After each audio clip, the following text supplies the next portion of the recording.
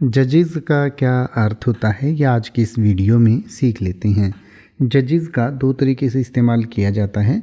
एक तो जज का प्लूरल यानी कि बहुवचन होता है जजेस, यानी कि एक से ज़्यादा जज को हम जजेस कहते हैं। और जज का अर्थ होता है न्यायाधीश।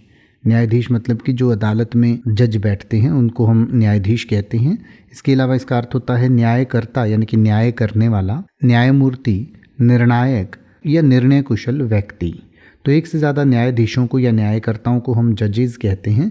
इसके अलावा जज का इस्तेमाल वर्ब के रूप में भी किया जाता है। तो वर्ब के रूप में जज का इस्तेमाल जब हम प्रेजेंट इंडेफिनिट टेंस में ही, शी, इट या सिंगुलर थर्ड पर्सन के साथ करते हैं तो रूल के अकॉर्डिंग उसके साथ एस लगाते हैं जिससे जजेस बनता है।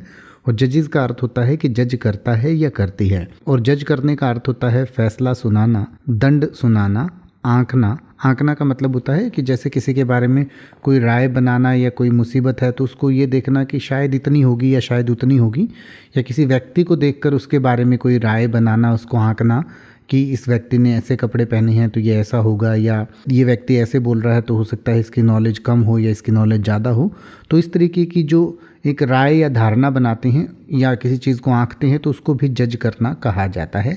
इसके अलावा इसका अर्थ होता है न्याय करना, निर्णय देना, अनुमान करना, तय करना, आंकलन करना, जांचना, न्यायाधीश बनना या आज्ञा देना। तो जजेस का मतलब हुआ कि फैसला सुनाता है या सुनाती है, दंड सुनाता है या सुनाती है, आंकता है या आंकती है, या इसी तरीके से आज्ञा देता है या देती है। जैसे कि अगर आप ये कहना चाहें कि दोनों न्यायाधीशों ने फैसले पर सहमति जताई तो आप कहेंगे द टू जजेस concurred on the ruling. The two जजेस कॉन्कर्ड ऑन द रूलिंग। या अगर आप ये कहना चाहें कि न्यायाधीश और कानून अदालतें न्यायपूर्वक न्याय करती हैं तो आप कहेंगे जजेस and law courts dispense justice justly.